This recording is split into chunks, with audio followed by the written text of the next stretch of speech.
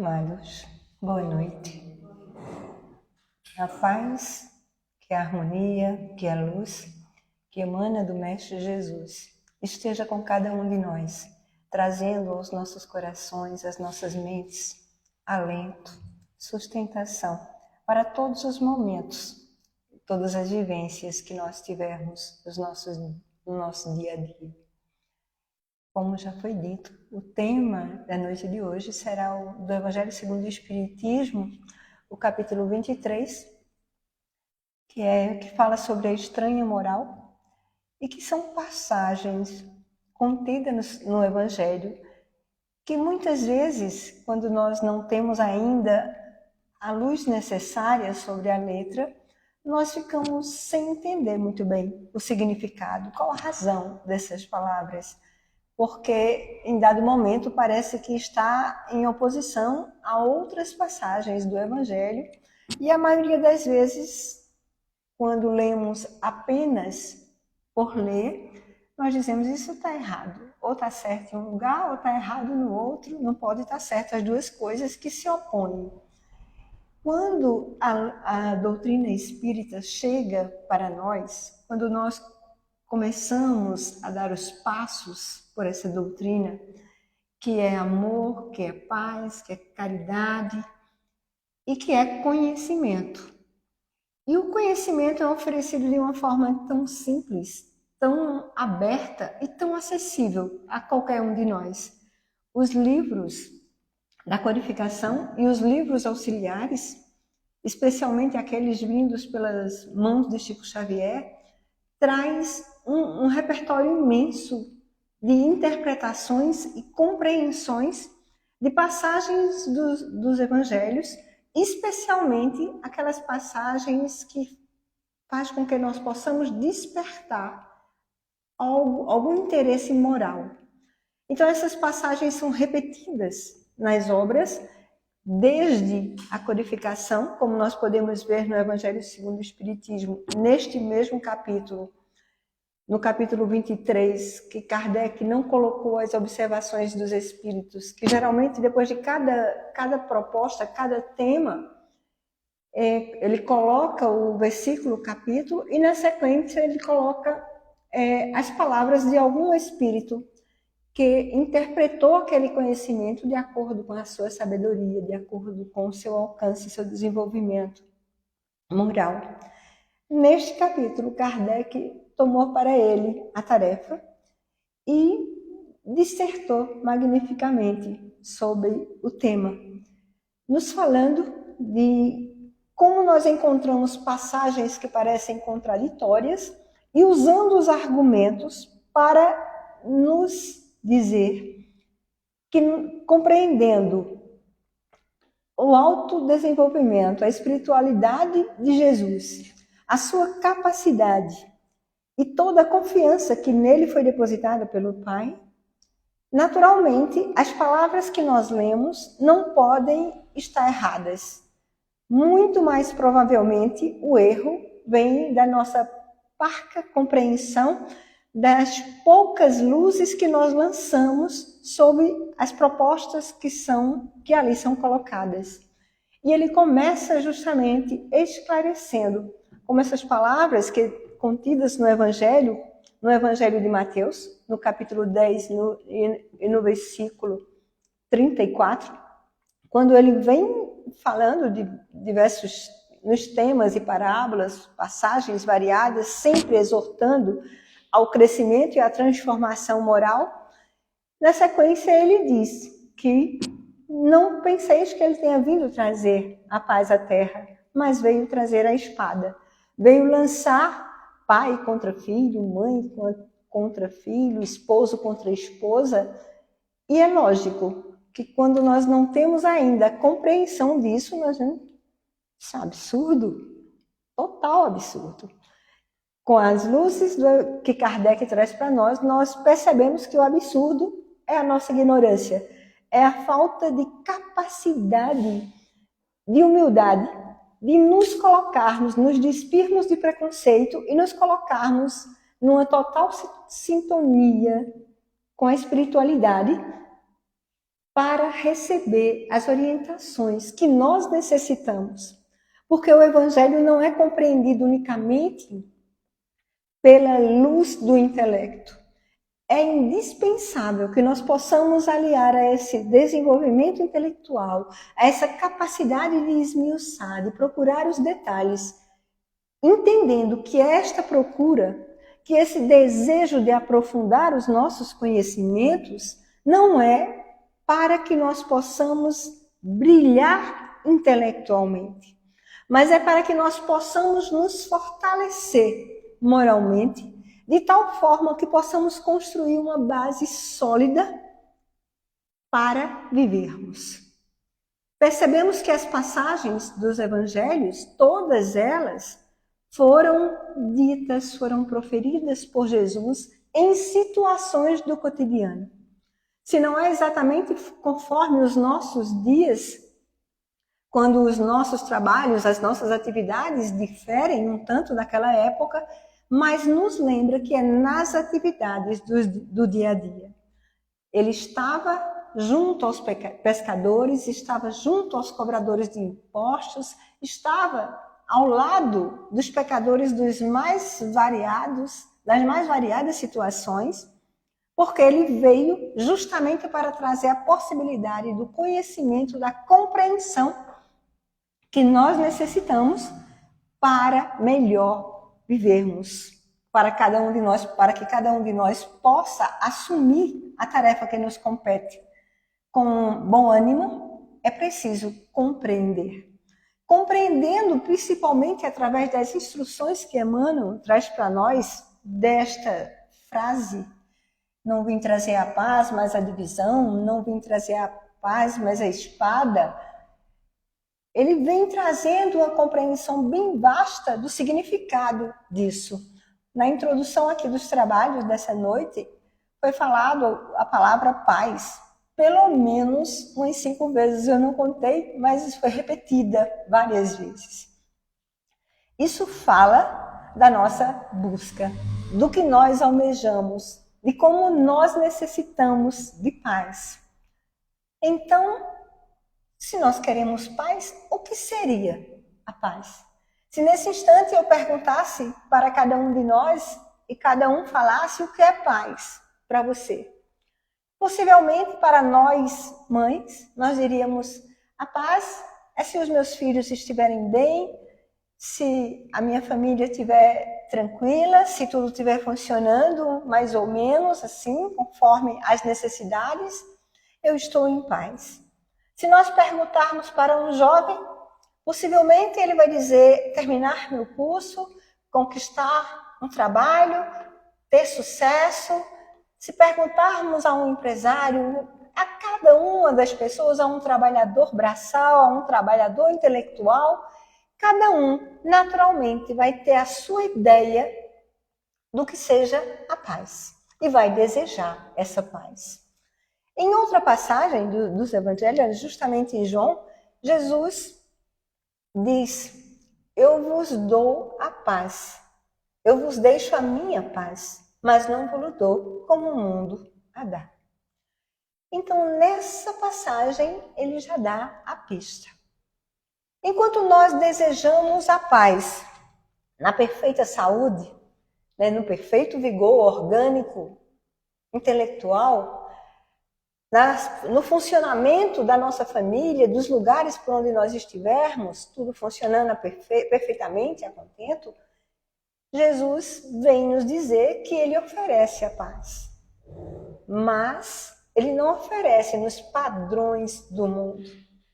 Essa paz que nós buscamos conquistar, e que quanto mais nós nos empenhamos, mais parece que ela vai um pouquinho adiante, é porque, em geral, nós buscamos essa conquista baseada nos padrões terrenos. Não tem nada de mais, naturalmente, da gente desejar saúde, bem-estar familiar, dinheiro para as necessidades, não tem nada de mais. O problema é que nós não podemos botar a nossa tranquilidade espiritual, a nossa tranquilidade moral nisso. Por quê? Porque hoje, algum de nós aqui pode ser alguém de muitas posses, milionário. hoje, amanhã, quem sabe? As coisas se transformam.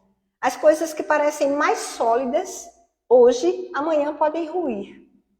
E ao contrário acontece. Então nós estamos falando de transformações.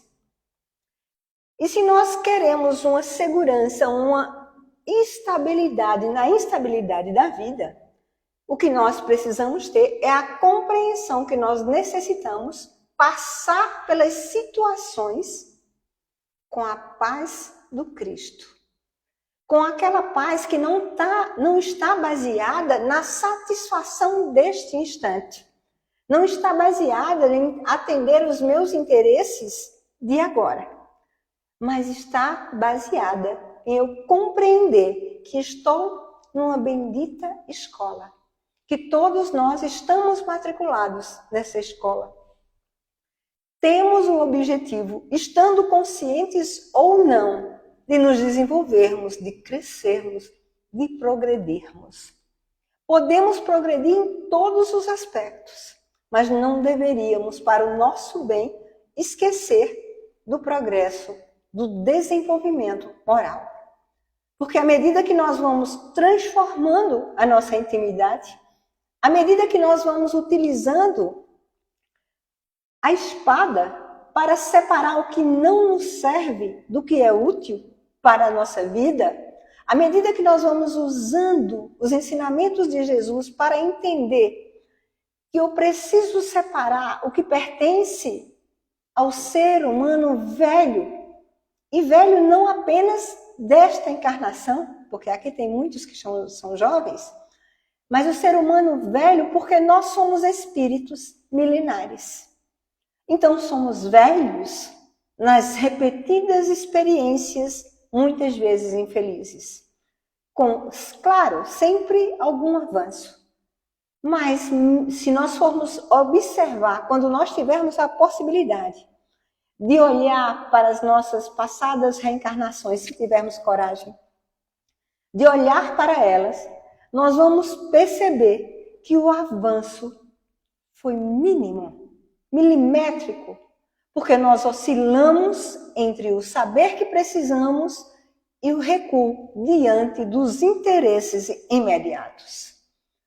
Quase sempre, para a maioria de nós, eu posso até saber o que é necessário, o que é útil, o que é bom para fazer, mas quase sempre eu vou optar pelo que me dá satisfação agora.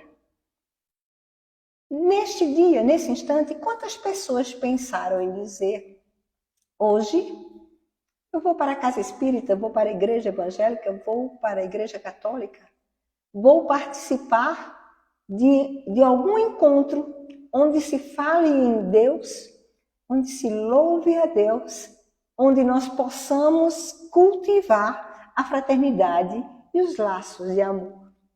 Muitas pessoas, eu tenho certeza. Quantas vieram?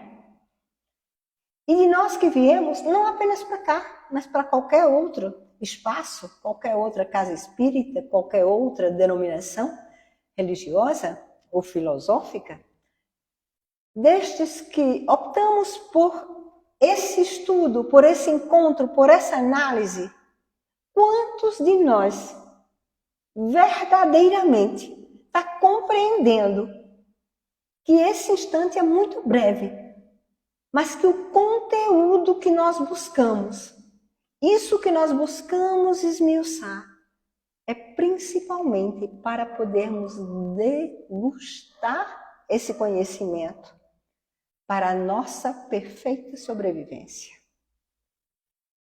Porque bem compreendemos que as nossas dificuldades, as nossas dores, os nossos infortúnios, especialmente de ordem psicológica, psíquica, principalmente esses infortúnios, nós devemos justamente à incapacidade de eleger o que é melhor para nós. A dualidade nesta procura de coisas, às vezes de interesses completamente diferentes, coisas completamente opostas ao que nós estudamos, ao que nós buscamos, ao que nós... Quantas vezes fazemos evangelho no lar? Quantos encontros nós temos a oportunidade de conversar sobre o evangelho, de falar da maravilha do evangelho nos nossos lares? Mas quantas vezes nós passamos a semana inteira em cada um daqueles momentos que nós temos, momentos difíceis, momentos felizes, momentos não tão felizes assim. Quantas vezes nós nos lembramos, eu preciso conquistar o comportamento ideal do cristão. Eu preciso conquistar no meu coração cada um desses assuntos que nós buscamos compreender. Porque à medida que eu conseguir trazer isso para a minha vida, à medida que eu fizer, que eu usar a palavra que Jesus trouxe para nós, o verbo que se fez, que encarnou, para trazer essa palavra justa e sábia, que é tão afiada como uma espada de 2 gumes, que nós sabemos que é aquela espada que corta de um lado e corta do outro. Então, que nós possamos utilizar, cada um de nós, utilizar essa espada afiada, que é justamente a palavra que ele trouxe para nós, para que nós coloquemos em nossas vidas. E desta forma, conseguir eliminar de nós o ser humano antigo. Este homem que está completamente ultrapassado, porque nós vivemos no século 21. A todo instante nós pensamos e falamos no mundo regenerado, como se o mundo regenerado fosse algo que está lá, esquecidos, que nós estamos ou deveríamos estar trabalhando por essa regeneração. Porque a Terra tornar-se-á um mundo regenerado quando cada um de nós estivermos trabalhando com afinco para cultivar essa regeneração em nós. E isso passa pela necessidade que temos de esquecer velhos comportamentos e condutas arbitrárias que não nos convém, que não nos faz bem e que nos deixa, sem sombra de dúvidas, muito atados aos interesses imediatos. Então, o convite do Evangelho, o convite que Jesus fez para nós, exemplificando, ele pode ter falado e nem todas as pessoas ter compreendido, apesar dele falar sempre de acordo com o público que estava ao seu lado, de usar mecanismos e figuras que pudessem tocar na mente e no coração de cada uma daquelas pessoas que ali estavam. Mas se nós ainda não fizemos essa escolha, que possamos fazer. Não porque tem que ser, porque a determinação, porque é para o nosso bem. Isso é para a nossa alegria, para a nossa felicidade, para a construção da paz que não se acaba. É a paz do Cristo. É aquela que esteve presente enquanto ele dissertava o Sermão do Monte e que continuou presente quando ele estava na cruz. No momento que ele estava com os braços abertos naquela cruz, sofrendo uma série de arbitrariedades, ele continuava em paz. É essa paz que nós desejamos conquistar. É aquela paz que não vai depender da minha conta bancária, que não vai depender se os meus filhos, se o meu marido, se a minha esposa, se estão realmente comigo, se me amam, se cuidam. Não vai depender das coisas de ordem material. A nossa ocupação principal vai ser o que eu posso fazer. Porque nos ensinou o Mestre que sempre aquele que quiser ser o maior, seja o servidor de todos. E as nossas intenções nem sempre são tão puras e tão simples. Muitas vezes nós utilizamos e fazemos até a coisa mais adequada, mas com alguma expectativa, desejando algo algo que venha nos recompensar. Por exemplo, no caso de mães, de pais, muitas vezes, obviamente, com todo carinho, com todo amor, nós cuidamos dos filhos. Mas muitas vezes percebemos que alguns cuidam dos filhos esperando que eles também cuidem deles ou de nós na velhice. Então, quando nós colocamos esse obstáculo, nós podemos ter uma velhice bem amargurada, muitas vezes, porque da mesma forma que nós tivemos vários interesses, que nós fomos priorizando aquilo que para nós julgávamos ser o mais importante naquele instante, pode ser que para aqueles que nós amamos, também eles tenham de momento outras prioridades. E que nós, por estarmos ou então muito jovens, ou então já muito velhos, não estamos incapacitados de continuar agindo no bem, no amor, na caridade. Porque se eu estou a quilômetros de distância das pessoas que eu amo, mas eu posso unir-me a elas pelo pensamento, pela vibração, pela oração.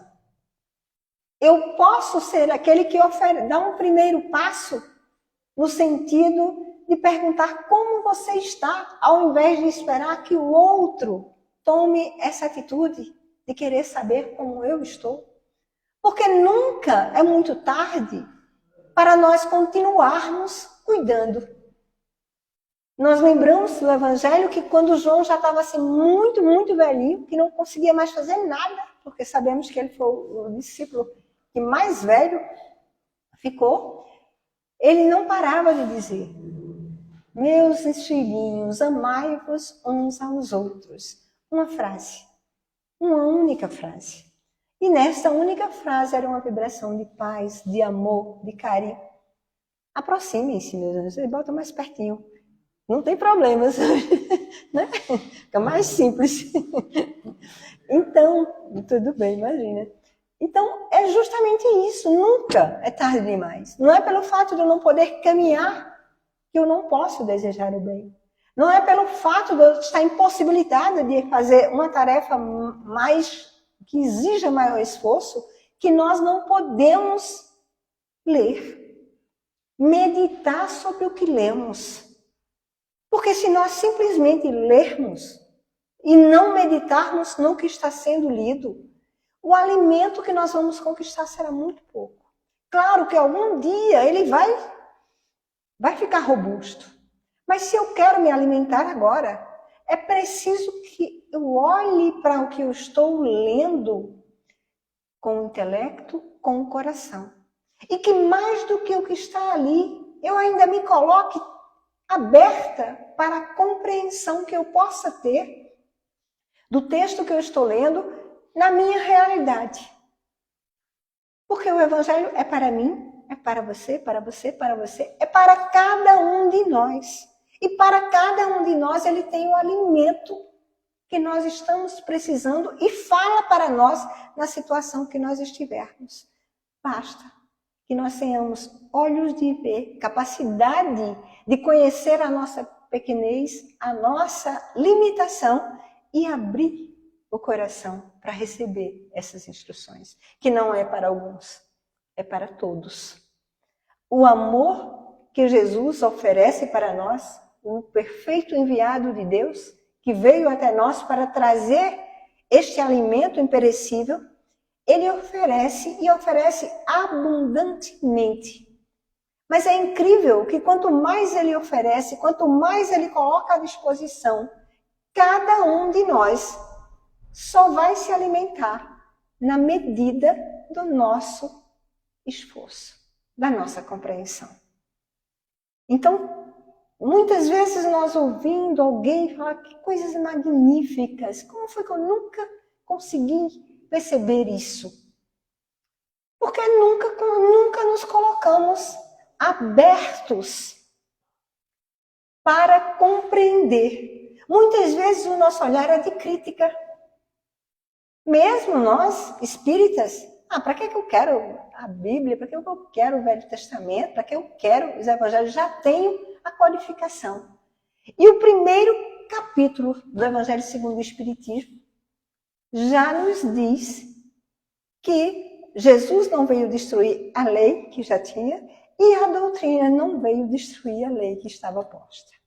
Porque a verdade não será mudada. Nós apenas vamos compreendendo esta verdade à medida que nós avançamos os passos. A forma que nós compreendemos hoje está muito longe de ser a que nós compreenderemos daqui a 200 anos. E muito superior a que nós tínhamos muitas vezes nesta mesma encarnação. Eu lembro nesta mesma encarnação, quando eu lia a Bíblia de uma forma geral, o meu olhar era sempre de crítica para as contradições que eu encontrava.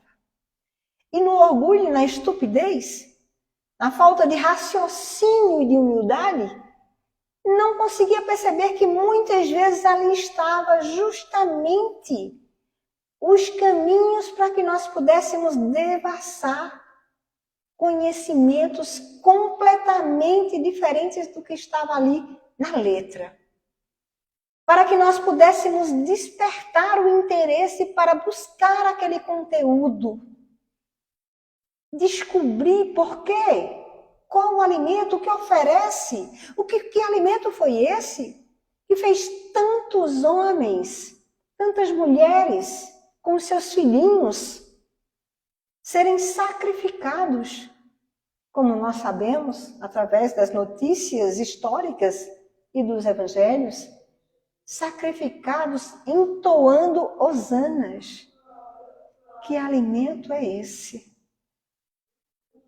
Eu bem sei que mesmo com todas as horas que já dedicamos ao estudo, com todas as horas que nós já nos dedicamos a ouvir palestras brilhantes, memoráveis, tenho certeza e rogo a Deus que eu não precise passar por algo tão drástico quanto as situações vivenciadas pelos cristãos de ontem. E alguns de hoje que nós não sabemos. Porque eu não sei se eu honraria tudo o que me foi oferecido. E eu acho que esse é, sem sombra de dúvida, algo que sempre deve estar nos nossos pensamentos. Para ver se nós conseguimos realmente trazer essa bagagem de tal forma que nós possamos realmente, em qualquer situação, estar ciente de que conquistamos pelo menos grande parte do que nos estava sendo oferecido naquele instante. Porque se nós passarmos pelas pequenas adversidades que nós passamos, eu digo pequenas, baseadas no Evangelho, naturalmente, quando a gente está passando, a gente acha imensas. Se nós passarmos por esses problemas sem conseguirmos ter a serenidade, a tranquilidade e a certeza de que a justiça, o amor, a misericórdia divina está presente em todas aquelas situações. Que as coisas que acontecem porque nós estamos no mundo de provas e expiações. Não é porque nós estejamos pagando como nós gostamos. Porque nós precisamos pagar, não, nós precisamos nos educarmos. Educarmos para fazer da forma que nós sabemos que deve ser feita. Educarmos para compreender que se Jesus nos ensinou que Deus é um Pai de amor, misericórdia e justiça, Ele vai querer sim que nós estejamos reequilibrados perante a nossa consciência. Então eu preciso tirar da minha consciência a ideia de culpa e trazer para a minha consciência a ideia de responsabilidade. Somos responsáveis pelo que fazemos. E ainda que essa repercussão não aconteça no exterior, acontece na intimidade do nosso ser. Sempre vai acontecer na intimidade do nosso ser. Porque o que nós já conhecemos é o suficiente para que nós não venhamos a querer mais cometer os mesmos velhos equívocos, os mesmos enganos. Então vai haver dentro de nós essa quebra de ideias. Isso ou aquilo, o que eu faço? Sempre a melhor resposta é fazer o que seja bom agora e que por toda a eternidade seja bom. Porque algo que é bom momentaneamente, algo que satisfaz os meus sentidos nesse instante, mas que vai trazer para o futuro consequências danosas, seja para mim pessoalmente, ou seja para o grupo onde eu estou localizada, na minha família, na sociedade, onde quer que eu esteja, deveríamos, utilizando a luz da inteligência, renunciar a este propósito. Porque a satisfação momentânea não compensa o que nós deixamos de fazer para que o conjunto funcione plenamente.